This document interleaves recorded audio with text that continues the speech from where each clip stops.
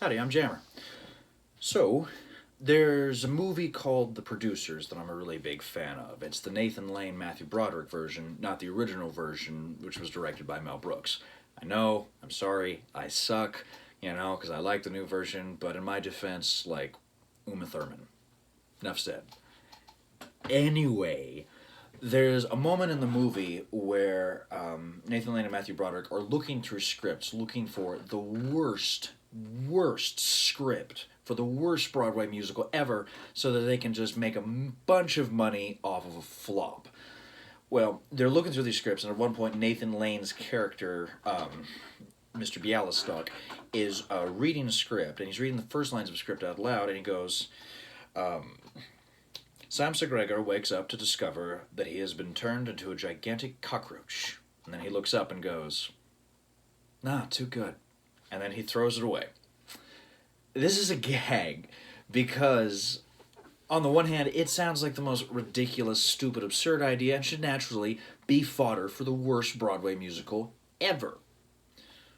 But it's also a Jewish joke. And more importantly, it's also a literary joke. Because that is the exact first line and more or less the premise of this small book, The Metamorphosis by Franz Kafka. Now, honestly, I have no idea if you've ever encountered this book before in your life. Kafka is one of these writers that sometimes you're lucky and you'll get a teacher who's read him or encountered him or assigns him to you. Or you might have had a lot of teachers like me who are aware of Franz Kafka but feel that it's far more important to talk about guys like Wordsworth and Byron. And if you do somebody modern, you do somebody like Hemingway because he's approachable. So I honestly didn't get The Metamorphosis until I was in high school, and I decided, you know what, I keep hearing about this book, and I've seen jokes about it, I'm going to try and read it. So I bought this copy at Hastings, yes I am that old, and I read it, and it wasn't that bad. It was kind of interesting. Again, having an exterminator for a dad, the premise of a guy turning into a giant bug was rather unique and interesting. But then that was about the extent of it. Kafka really hasn't made that much of an impression on me as a writer, an artist, and in fact, really the only experience I have is an adjective, Kafkaesque. There's a scene in the movie Annie Hall by Woody Allen. Again, Woody Allen, ugh. But the scene is good because he's in bed with a woman and she says sex with you is a really Kafkaesque experience.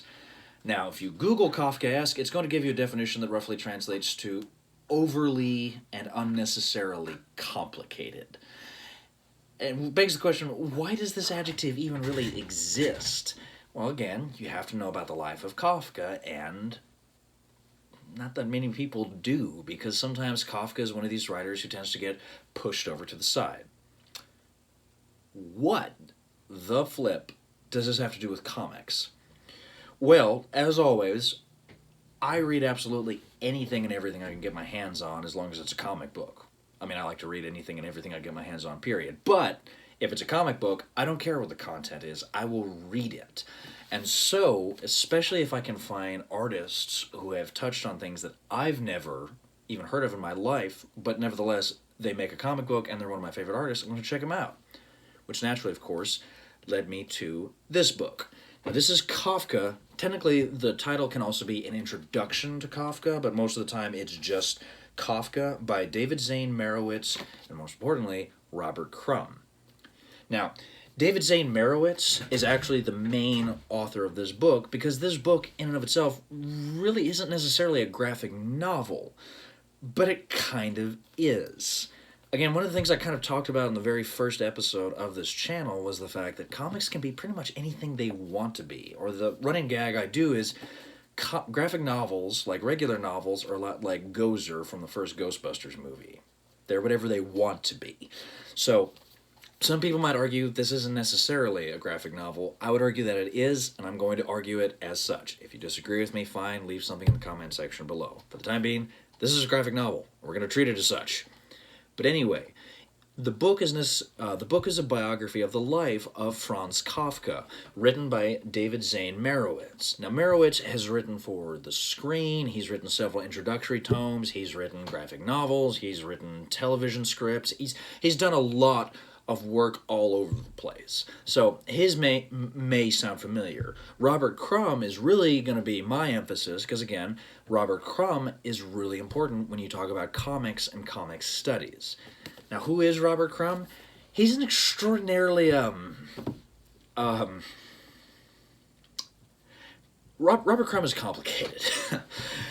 He's really big in terms of the underground American comic scene that really got started up in the 1970s. He did a lot of work on Zap comics, and then he's also written a fair number of books. A book you might have seen maybe in your local comic book shop is this series here, The Complete Crumb Comics. This is just more or less a collection of his art. There's about 14 different volumes of this particular book series, and I would definitely recommend them to you if you've ever had a passing interest in Robert Crumb. But you might have heard of him for a little character by the name of Fritz the Cat. This character was pretty big in terms of the comic scene. It gave Crumb a lot of his early success in terms of his visual aesthetics. It also was made at one point into a movie, and funnily enough, that movie killed Robert Crumb's association with any and all things animated cinema or movies, period, till a brief documentary later in life, but we'll talk about that another time. Another great example is this character here, Mr. Natural. Mr. Natural is probably one of the most pronounced visual characters of Robert Crumb's career because he's this bearded old wise man who's often sometimes more or less a con artist. And I do have every intention of sitting down and tackling Mr. Natural in a future video, but for now, just understand that Robert Crumb is a character who's written a lot of comics at an underground level. The big thing is also his work in the past has been extraordinarily controversial in the fact that he will regularly employ visual racial stereotypes and as a way of sort of commenting on aspects of his culture. There's one of his comic strips called Joe Blow that involves a mother and father having sex with their family, their children, in fact. And then he has a lot of work that has frank depictions of sexuality, some of which can border on the funny and others which can border on the obscene. It's no mistake that this small book here, a collection of Robert Crumb's work, is entitled The Bible of Filth, with gold-edged paper. As a kid who grew up in the South and attended an Episcopal church, this is just comedy gold to me. But nevertheless, Crumb is a huge artist in terms of the comic scene, and he's really important because of that. Now, he's also Jewish, which further lends credence to this book, and also something that I need to address going forward. As I mentioned a second ago, I grew up in the South, and I attended the Episcopal Church, but I'm an atheist. This is all to say one very, very, very important thing. I am not Jewish, and I will never be Jewish.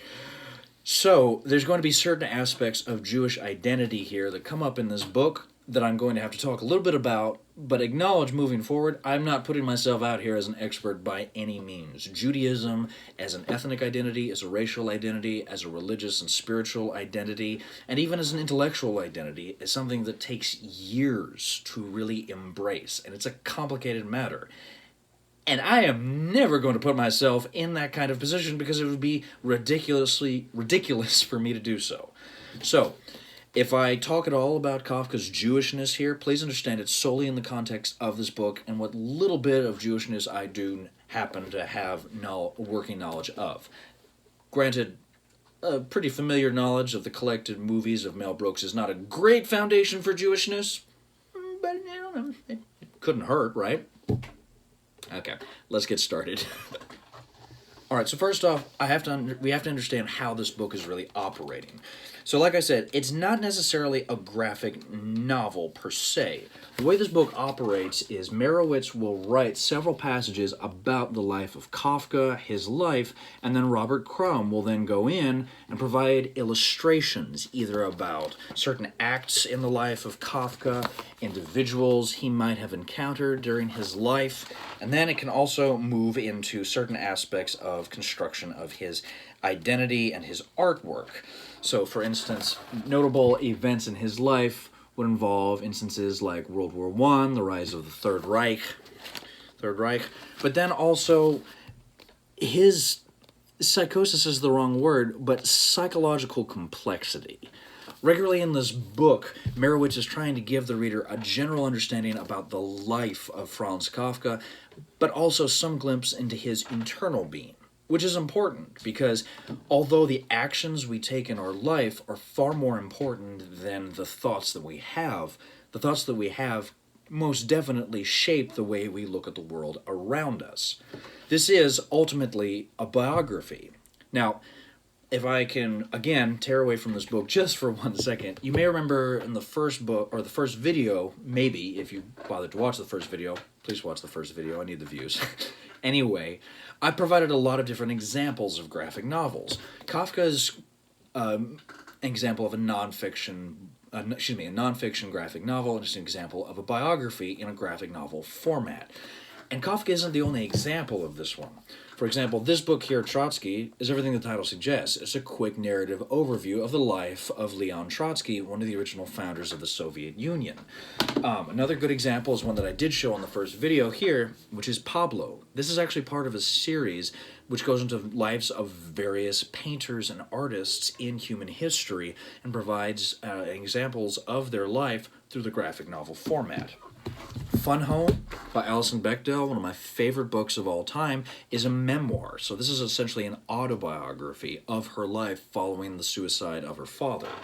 Another good example of a nonfiction comic book is Trinity by Jonathan Feder-Vorm. I absolutely love this book. I really want to talk about this book at some point.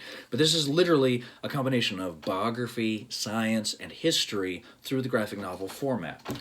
And then, on the note of Judaism, we have probably one of the most popular and probably one of the most famous and critically acclaimed nonfiction graphic novels, Mouse. This is literally the story of Art Spiegelman's father, narrated to Art, and then recreated through Art's personal imagination of the Jews represented as mice. And then finally, one more example to kind of tie in, or just to show you that there's a lot of examples of nonfiction graphic novels. There's The Plot, The Secret History of the Protocols of the Elders of Zion by Will Eisner. Now, this is Will Eisner's last graphic novel, and as opposed to some of his other stories, which tended to be kind of non-superhero tales about average, everyday people, The Plot is unique in the fact that it's a nonfiction work tracking that sort of not... I was about to say etymological history. No, that's the wrong study. Just basically the history of a document called the Protocols of the Elders of Zion. This document is important because it's a document which effectively created the notion that Jews are secretly controlling everything and trying to control all the world's wealth. This document is hokum. Nevertheless, it's persisted and unfortunately has morphed into some other type of documents, most notably this book here, Mein Kampf by Adolf Hitler. Fun fact, Hitler, surprise, surprise, was not that great a writer, or that original, and in fact he stole most of his opinions about the Jews and most of his writings about the Jews from the Protocols of the Elders of Zion, and then put it into this book. Now what do those have to do with Kafka? What I'm trying to show you is there's a long history of, or at least there's a solid foundation of writers and comics artists taking real-life events and turning them into graphic novels. This is really just another demonstration, as always, to demonstrate to you, the viewer, that comics are not solely about superheroes or one-line gags in the newspaper. Comics can provide a lot of opportunities about understanding the complexity of human experience, and just because this book is designed to be something of an introduction, it nevertheless does provide another glimpse into the way the medium can operate as a structure. Okay, all these wonderful examples aside, though, how does Kafka as a book actually operate? All right, now,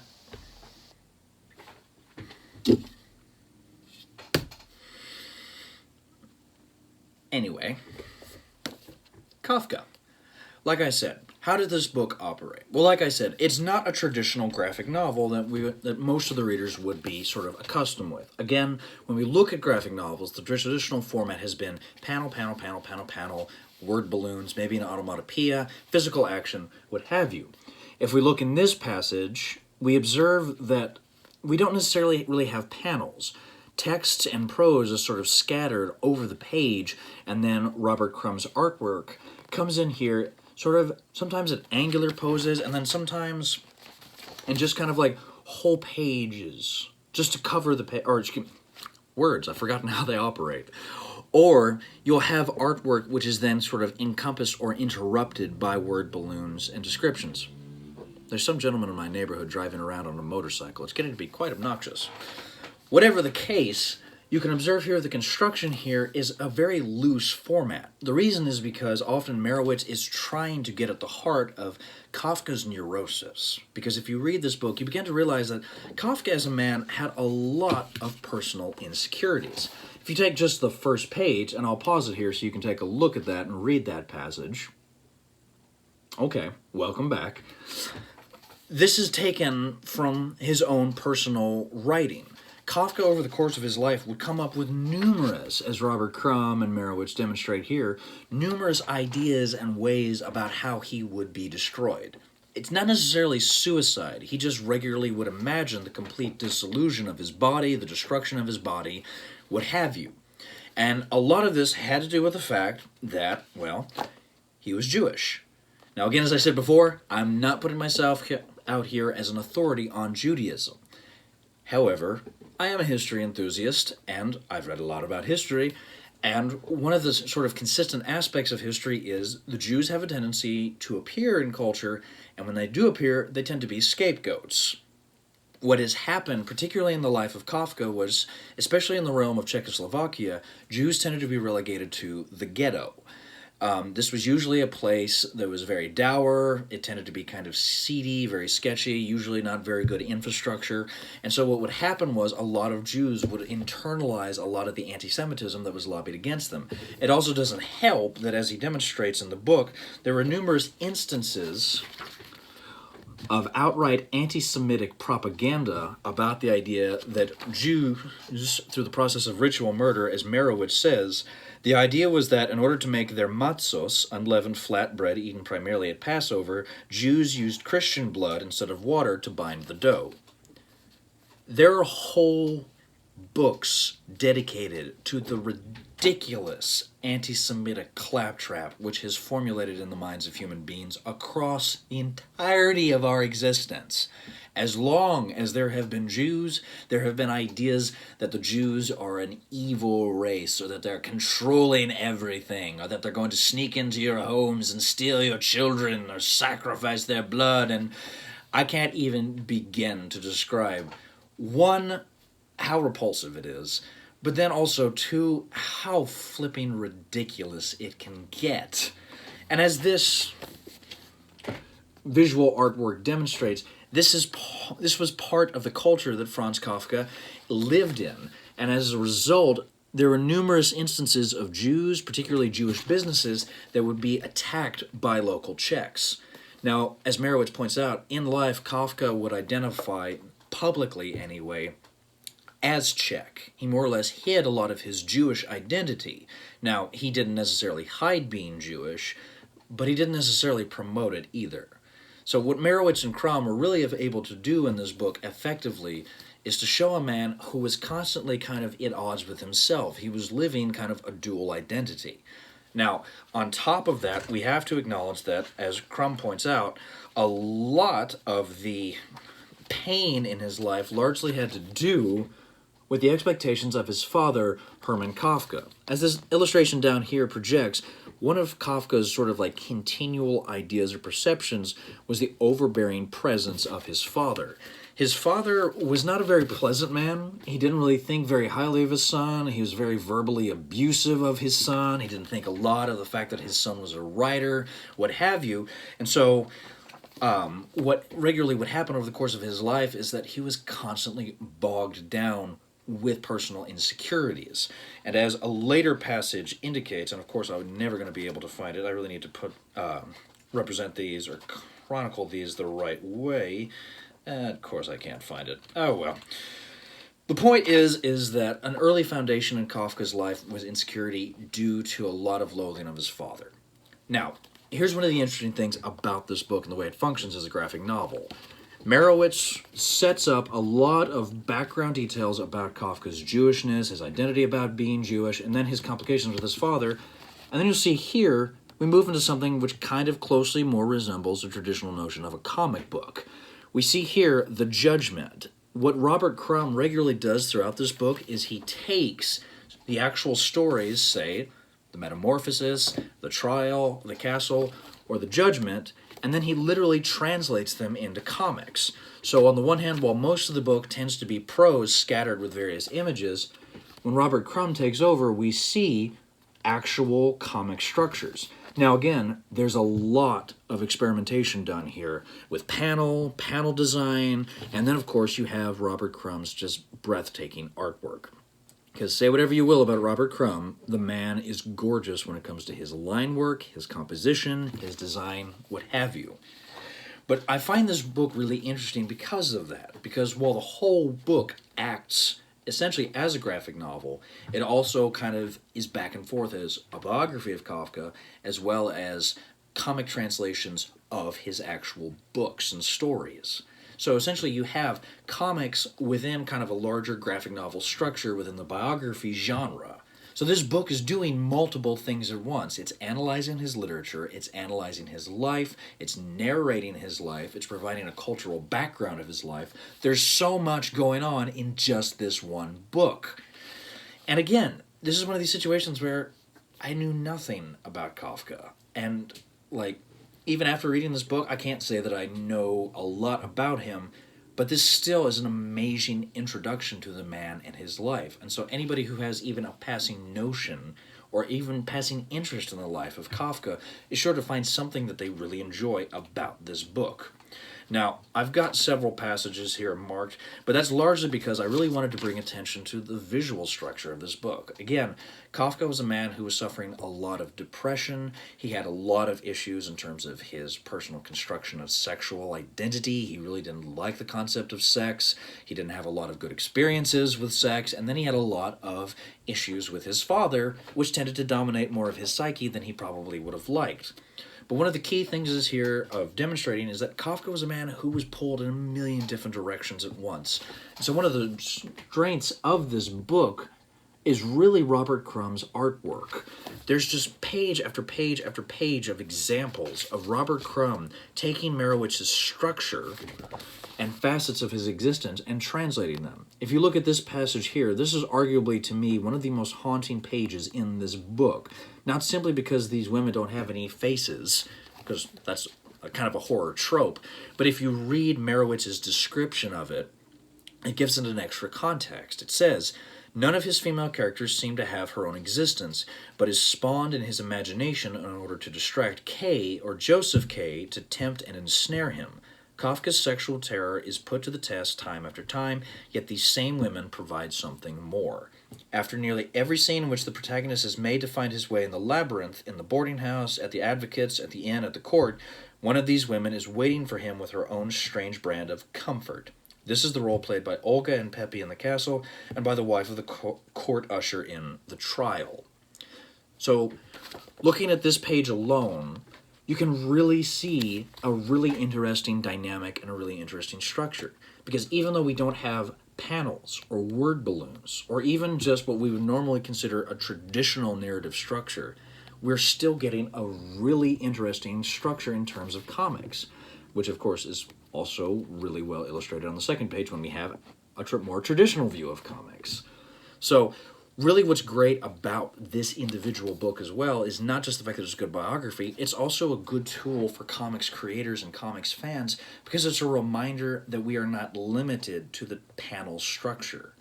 Panels can serve an excellent purpose, but their existence are not always necessary.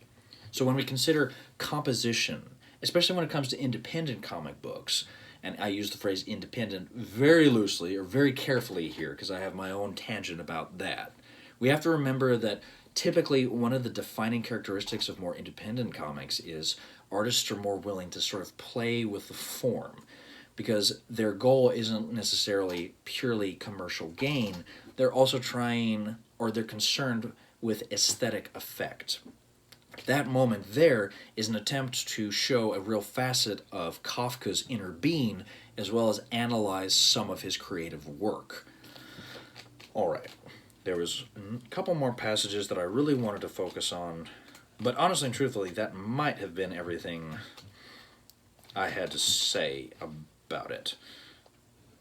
Yeah, honestly and truthfully, I think that's it in terms of just the initial analysis of this book. Because truthfully, I could give you more and more passages, but I think you've got the general idea of how this book operates. So I'll just have one or more two things to say, and then I think we'll wrap it up. All right.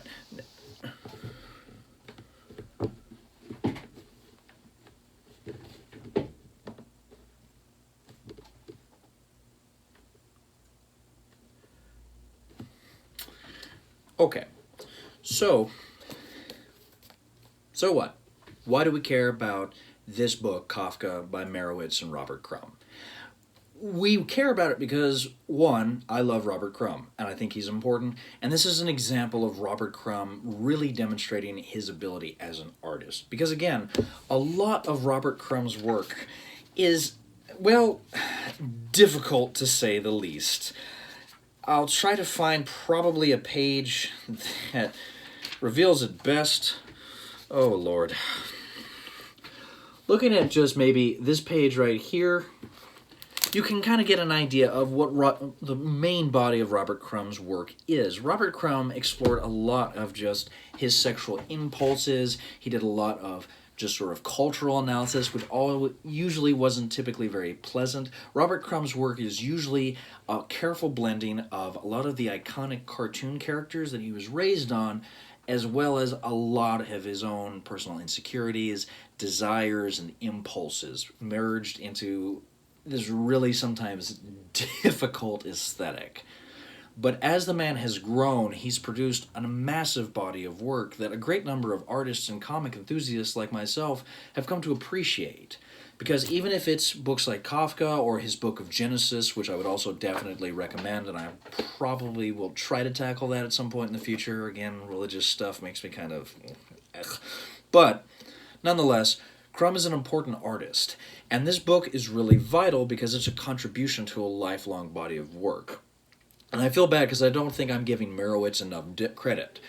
A lot of the reason that Crumb's work is so powerful is that Merowitz is able to present Kafka as a real three-dimensional being, a man who is pulled in a million different directions, culturally, personally, sexually, intellectually, artistically, and using Crumb's gritty, earthy, sometimes nasty artwork, we get a sense for the fact that Kafka was a man who was very troubled in his life. And so, more importantly, what I think is really profound about this book is the fact that Kafka becomes somebody really relevant and really interesting.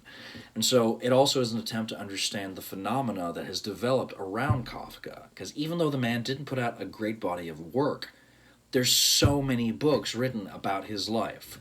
And then just for me, myself, what's fascinating about Kafka is his depression and his insecurities. Because as I've mentioned before, over the course of my life, I have been overwhelmed with a lot of depression and a lot of anxiety. I just got out of a divorce where I was in an emotionally abusive relationship.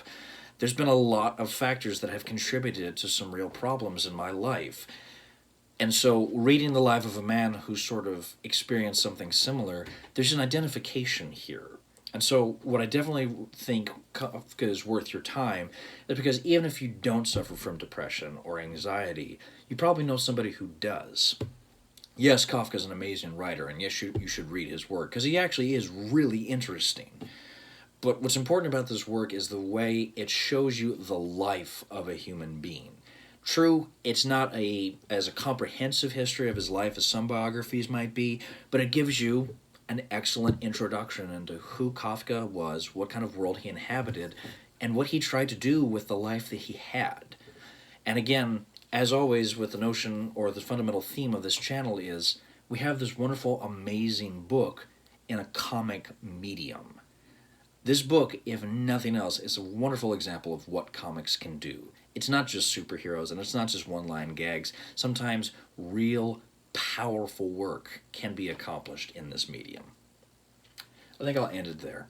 Thank you so much, as always, for watching. Please like, share, and subscribe, as always, all that jazz. If you're interested in Kafka, the publisher is Fantagraphic Book. They're a small publisher that puts out a lot of Robert Crumb's book. Alan Moore puts out a fair amount of work with them as well. So right off the bat, you know they're pretty established. There's also an excellent series that I'm a big fan of. If you've ever heard of Frank, or if you've ever heard of Jim Woodring, I would definitely recommend him because these books are incredible. They have a website, and I think I'll go ahead and try to post a link below. But don't forget, there are local comic book shops in your immediate area, and they're hurting right now, and they could definitely use a little bit of your bread. So if you got a chance, go to your comic book shop, pick out some books, or if you don't have a local comic book shop, try your local library. As always, thank you so much for watching. I really appreciate it. Go read some comics.